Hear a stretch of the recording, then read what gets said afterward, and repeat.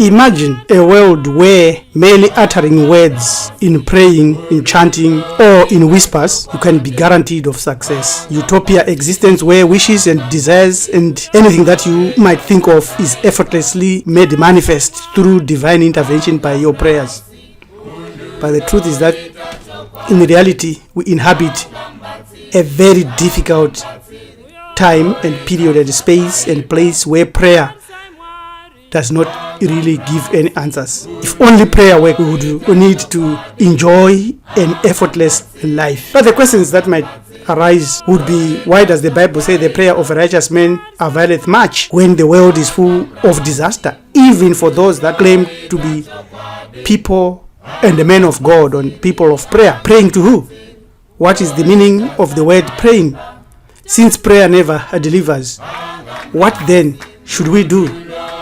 Yes, you can find out enthralling alternatives in this video concerning the number one mistake between the word pray and pray. The word pray is associated with hunting or being hunted. It has a sharp and somewhat predatory sound. When pronounced, it may evoke a sense of stealth, movement of a crook, a thug, a murderer, a hunter, and the tension of a predator stalking its prey. Millions have made prayers for money, for miracles, prayer for financial breakthroughs, miracles for powerful events to occur in their lives with no positive results. Even during world wars, both parties pray, but the proof that prayers have never been answered is that war continues. God doesn't answer prayers. The God of the Bible has made several promises, solid promises and guarantees, but these guarantees and guaranteed promises have not yielded any results that we can look at, because Christians still go to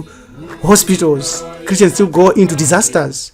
If only prayer worked, Christians, Jews, Muslims, and many others would never go to hospitals, engaged in accidents, be duped and deceived, or seek any help or medical help. There will be geniuses in everything. And God's promise of greater miracles, as written in Matthew 17:20, he said, "For truly I tell you, if you have faith the size of a mustard seed, you can say to this mountain, move from here to there, and it will move.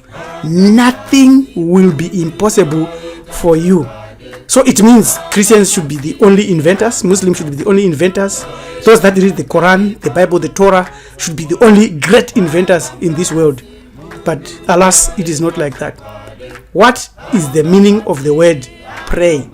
In Kiswahili is omba-na-ekpe, ekpere, Gusenga, go rapela, kupemphera, kadhachuu, ukukuleka, gibi bagdura, kunyengetera. I would rather stick with the word kunamata. And that word kunamata means to be glued to your goal. And I would be able to select better goals, because I know that if only prayer worked, I'll just need kunamata. But there is more that you need to do. What role does prayer play in creating our real reality? None. Other than false hope, false faith, false belief. Absolutely none. Prayer was promoted by the Judeo-Christian Islamic deception to induce spiritual laziness. That's why we have got words like kunyengetera. It means to beg and really to cry and want someone to help you without you doing much effort, but just uttering those words. This is spiritual laziness. This is a form of disempowerment, because with prayer and with God watching over us, we were made slaves. With God and prayer watching over us, China is taking over Africa. Today, we read and hear the news that over 2 million white European immigrants have gone to South Africa to live there and prepared to take over the whole country. Our leaders pray to dead statues, to dead gods, to the gods that colonize us. We know that in ancient civilization, the practice of prayer and the practice of hoping was not one of the main teachings that dominated us.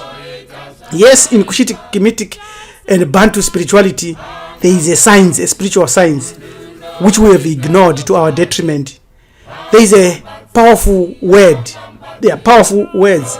The word like ashe from Yoruba ash. In pristine African spirituality, the Creator is within.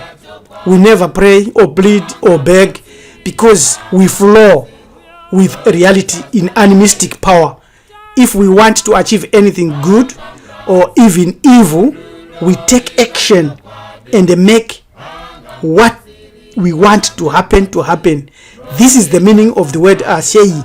That's what gods do, and that's what the people divine do. We want to investigate the power structure of words, specifically those that can make us navigate the universe. In Yoruba, the word ashe is a power, command, and authority word. The ability to make whatever one says happen. It's wisdom, spiritual power, and is translated, so be it, so let it be, kube njalo. So less prayer and more action, because if you believe in evocation, the act of calling for the assistance or presence of some superior power or being, you have earned nothing because you offer to something. You have not helped anybody. Invocation prayers do not really work. There is something closer to kunamata. It's called evocation. It's related to ashe, the word that we've just dealt with. Affirmation, life force, and is just as important as your actions. It does not mean much just to say ashe without actions. There is a practice within African spirituality when prayer has been relegated away, and the practitioner now, he or she has become the source of the power that is manifesting whatever they desire. This is referred to by two English words, self-evocation or auto-evocation. You may not have heard these words, but they are going to be explained today. They are there, they exist. Your intentional power is to draw upon your own internal and inherent spiritual power to bring about a desired outcome, experience, or manifestation. This practice is common in many esoteric, magical, archetype, mystical traditions where individuals have now become able to harness their own inner resources for spiritual or other purposes. Then you have arrived. We call you Shikiro. Unfortunately, kingdom of heaven that is within you is also where the kingdom of hell also dwells. But you can master anything and either of them to do justice, because there is a future or there is a point that will come to haunt you if you abuse such a power. Prayer is for people who do not understand that they are divine, that they are spiritual beings having a human experience on the earth, that they are connected to almost everything. Because these people have just become lazy and cause their soul to go to sleep, moya wabo to go to sleep, umoya wabo to ulale, and their divine spark to lose its sparkle and its force and its heat. And they've been told just to believe. And you literally have to do nothing, just to tell the imaginary sky god, Allah or Jesus, that you believe, and you will get your blessings and eventually go to paradise. That's not the way we live. How are the abilities of self-evocation or auto-evocation or evoking self performed? Often this involves a combination of psychological, spiritual, and ritualistic practices, while specific steps can vary depending on personal beliefs and your capacity and your tradition. There is a general understanding, general guidelines that individuals may be able to consider in attempting self-evocation. I will list a couple of them here. Intention and clarity. You must be clear of what you want to manifest. Clearly, you should be able to write down and visualize that which you want, because there is power in visualization. You must see it with your eyes closed, and you must practice this continuously, not once. And there is also connected to that symbolism and other tools that you should have. This symbolism and other tools are the ones that connect you to that invisible idea. They are the ones that act telepathically to connect you to that which you want. And then when you apply true knowledge, heka and rituals and other ceremonies connected with doing that, that's not praying, but that is the destruction of the illusion built in this universe. Because the universe is illusionary, is a hologram. It's a lot of waves, frequencies, and dimensions that interact in this universe. And when you are praying, you are hitting the wall and you are using deceptive methods to try to achieve goals without actions, to try to manifest without actions, even without active belief. Heka means you have to do something, because the body is the temple of the gods within you. Therefore, it is said, know thyself. So if you know the power, if you know you can do it, then you have to act and do it. You can't just be theoretic. Nothing comes from being a theoretician. Let's look at the point of where perfecting your mental creativeness is very powerful and is a handy ability for you. It is important to note that these steps that we have illustrated are general suggestions only, and their effectiveness will come from deeper understanding, from rediscovering that which means your power is present. Additionally, individuals may find that different practices resonate with them based on their spiritual or philosophical understanding. We're offering here a book, Free from God, where you rediscover what it means to be really free from God. And there are other steps that are involved in this book, which we cannot narrate here because they are very elaborate, they are very long. All you have to do is get this book and study this. The power of mental imagination in invoking the divinities. This is the mechanisms that removes prayer and the dependence of prayer, and cause you to go and move forward. Let's give an example here. We know a lot of people think that the God of Abraham, Isaac, and Jacob is awesome. If only prayer worked, Israel would never have military armaments or nuclear weapons. They would just have to pray to their God because they are the children of that God. But alas, they've got nuclear weapons because they know that prayer doesn't work. But the real work and the real thinking will make prayer useless. When Israel was attacked by Hamas on October 7, 2023, Prime Minister of Israel, Benjamin Netanyahu, never prayed. Never. Well, he could have prayed, we don't know. But it is his actions which shows us that no prayer was used there, because he would have just prayed and his words would have just worked. But his words were words of demand. Demand type of words. Demand type of words has an action plan within them. Let's look at this in our conclusion, because this is very, very critical. Our series of declarations, which we always are taught and told to say and to understand within our soul, to awaken our soul concerning various sins and wrongdoings that we are performing now, must be backed by good deeds that you perform when you pass on. I have not committed robbery with violence, I have not stolen, I have not slain men and women, I have not stolen grain, I have not purloined offerings. More and more should be backed by the deeds that you did in life. So let's master command type of declarations that should be backed up by another extra force that is beyond prayer, that is beyond meditation, that is beyond yoga, that is beyond transcendence, but that is within us.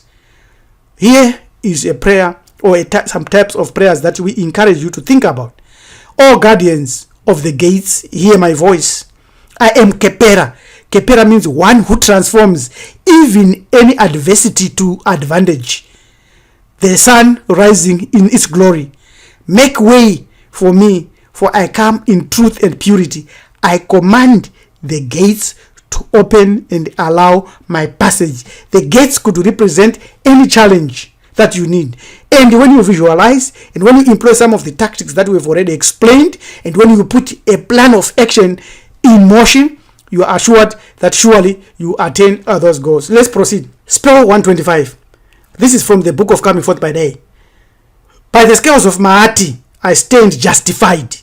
You don't have to be justified by somebody who died for your sin, your ancestor, your totems, but by the scales of Maati, by the deeds that you do, you become justified.